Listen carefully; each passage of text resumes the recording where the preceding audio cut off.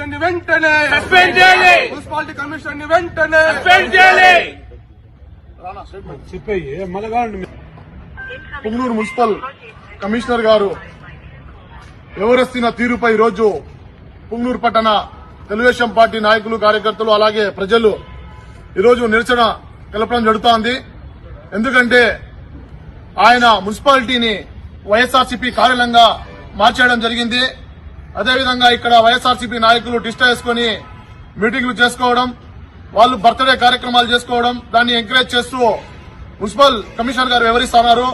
అదేవిధంగా మా ఇన్ఛార్జ్ వర్యులు శ్రీ చెల్ల రామచంద్రారెడ్డి గారి ఏదైతే లెటర్ ప్యాడ్ ఉందో ఆ లెటర్ ప్యాడ్ ఇస్తే దీన్ని పెట్టుకుని మేము ఏం చేయాలా అని చెప్పి మా కార్యకర్తలకి అసభ్యంగా వివరిస్తున్నారు. అదేవిధంగా గత వారం ముందు నేను కలెక్టర్ గారికి ఆయన పైన ఫిర్యాదు చేస్తే, నువ్వు కలెక్టర్ గారికి నా పైన ఫిర్యాదు చేసినావు, నేను చేయను పో, నేను ఇక్కడ పని చేయను, నీ వల్ల అయితే ఏదైతే చేసుకో, మీ 5 మెన్ కమిటీలో ఉన్నటువంటి 5 మంది సభ్యులు వస్తే నేను మాట్లాడతా, లేదంటే మాట్లాడను, నువ్వు ఎవరు, నీకు అసలు ప్రోటోకాల్ ఉందా, నేను నీ మాట వినల్లా అనేటువంటి దూషణల ప్రసంగంగా మాట్లాడుతూ ఉన్నారు.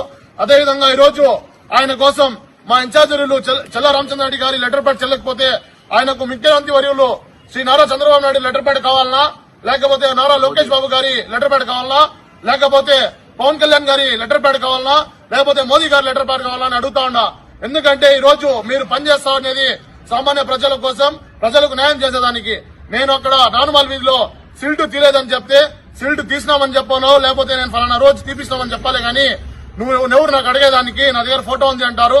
సరే సార్ మీ దగ్గర ఫోటో ఉంది అంటే కూడా నువ్వు ఎవరి అడిగేదానికి, నీకేమి రైట్స్ ఉంది, నీకు ప్రోటోకాల్ ఉందా అని అడుగుతారు. అంటే నేను కలెక్టర్ గారికి సార్ ఏదైతే ప్రభుత్వ పథకాలు ఉన్నాయో, మీరు ఏదైతే మీటింగ్లు పెడతా ఉన్నారో దానికి తెలుగుదేశం పార్టీ నాయకులు కానివ్వండి, కూటమి నాయకులు కార్యకర్తలకు ఇన్ఫార్మ్ చేయండి.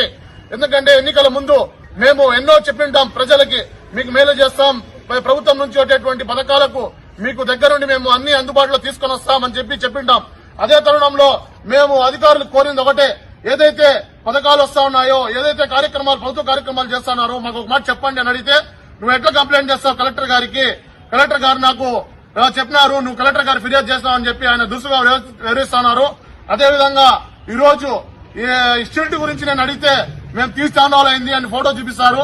ఫోటో చూపిస్తే సరిపోతుంది, నువ్వెవరు నాకు అడిగేదానికేనని చెప్పి అసభ్యకరంగా మాట్లాడి మీ వల్ల ఏమైందో చేసుకో, నేను పని చేయను అదే విధంగా చెప్పడం జరుగుతోంది. అదేవిధంగా సామాన్య కార్యకర్తలు, సామాన్య నాయకులు పోతే కూడా దురుసుగా వ్యవహరించడం, సరిగా మాట్లాడకపోవడం అనేవి చాలా జరుగుతూ ఉన్నాయి. అదేవిధంగా ఏదైతే ఒక సమస్య ఒక అధికారి చేయకపోతే వాళ్ళ పై అధికారులకు దృష్టికి తీసుకెళ్లడం మా బాధ్యత కాబట్టి మేము కలెక్టర్ గారికి మా వినతి ఇచ్చుకున్నాం. దాన్ని ఈ రోజు ఈయన మనసులో పెట్టుకుని ఇలా వివరించడం తప్పు. అధికారులు ఈయనపైన వెంటనే చర్యలు తీసుకుని సస్పెండ్ చేయాలి, లేకపోతే ఇక్కడి నుంచి ట్రాన్స్ఫర్ చేసి మంచి అధికారాన్ని ఇక్కడ నియమించాలని చెప్పి చేతులు జోడించి వినించుకుంటా ఉన్నాను.